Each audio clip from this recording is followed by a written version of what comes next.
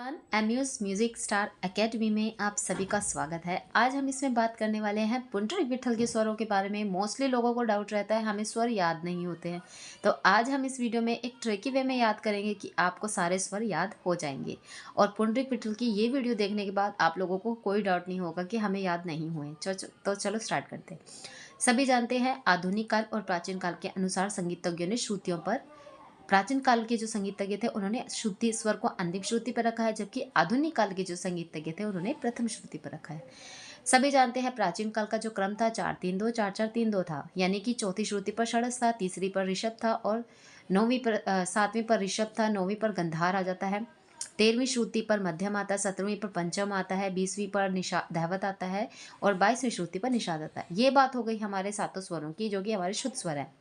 लेकिन पुंडरीक विट्ठल ने इन सातों स्वरों के शुद्ध होने के अलावा भी थोड़ा सा डिफरेंट नाम दिया है। ठीक है, सबसे पहले क्वेश्चन पुंडरीक विट्ठल का जो पूछा जाता है वो ये पूछा जाता है कि इन्होंने अपने स्वरों को क्या नाम दिया है। इन्होंने अपने स्वरों का जो नाम दिया है वो दिया है गतिक। क्या नाम दिया है? गतिक। लेकिन इन्होंने अपने स्वरों को किस तरीके से डिफाइन किया है हम बात करेंगे। देखो, षड्ज से पहले क्या आता है? निषाद। तो हम जो शुरुआत करेंगे वो निषाद से करेंगे, यानी कि पुंडरीक विट्ठल का जो पहला स्वर है वो है एक गतिक निषाद। याद रखिएगा, क्या है? एक गतिक निषाद। दूसरा है द्विगतिक निषाद। तीसरे की बात करते हैं त्रिगतिक निषाद। चौथा जो स्वर आता है वो आता है षड्ज। फिर पांचवा और जो छठा है वो ब्लैंक है। क्या है? पांचवा छठा ब्लैंक है। सातवीं पर आ जाता है ऋषभ। क्या आता है भाई? ऋषभ आ जाता है। आठवीं श्रुति की बात करते हैं तो उसका नाम है एक गतिक ऋषभ, और नौवीं श्रुति की बात करते हैं तो उसका नाम है द्विगतिक ऋषभ। यानी कि जो शुद्ध गंधार है उसका अन्य नाम क्या है? द्विगतिक ऋषभ। क्या नाम है उसका? जो शुद्ध गंधार है उसका अन्य नाम क्या है? द्विगतिक ऋषभ। उसके बाद हम बात करते हैं 10वीं श्रुति की। 10वीं श्रुति का नाम क्या है? एक गतिक गंधार। ठीक है, यानी कि अब हम गा को लेके चलेंगे, क्योंकि 9वीं श्रुति पर हमने गंधार को एंड किया था। ठीक है, 10वीं श्रुति पर हमने क्या ले लिया? एक गतिक गंधार। 11वीं श्रुति पर क्या ले लिया?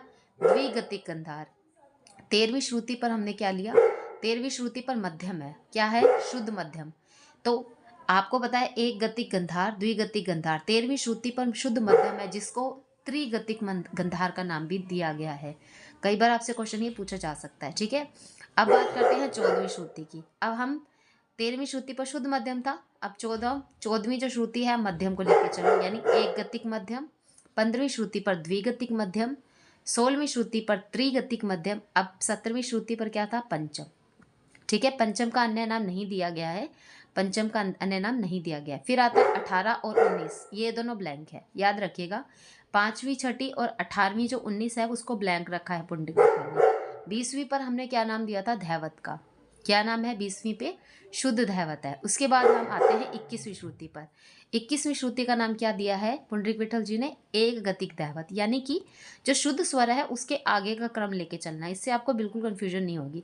सिर्फ 5वें, 6ठे को और 18, 19 को छोड़ना है आपको। उसके बाद 20वां जो आता है वो शुद्ध दैवत आता है। अब शुद्ध दैवत के आगे चलना है हमें, यानी कि 21 श्रुति पर एक गतिक दैवत आता है और 22 श्रुति पर द्विगतिक दैवत आ जाता है, और 22वीं श्रुति का अन्य नाम क्या आ जाता है? निषाद। ठीक है, कई बार एक क्वेश्चन ये पूछा जाता है कि जो पुंडरीक विट्ठल है उन्होंने शुद्ध निषाद का अन्य नाम क्या दिया है। तो दैवत से ऊपर लेके चलो, यानी कि शुद्ध दैवत 20 श्रुति पर है।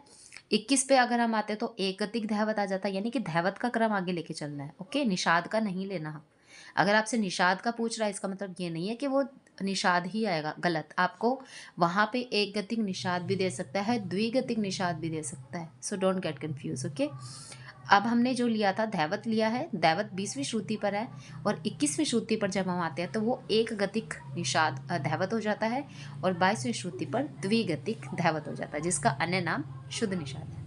आई होप कि आपको ये ट्रिकी वे में समझ में आया होगा। Thank you so much. हमारी वीडियो के साथ बने रहिए और हमारे चैनल को सब्सक्राइब करना ना भूलें। Thank you.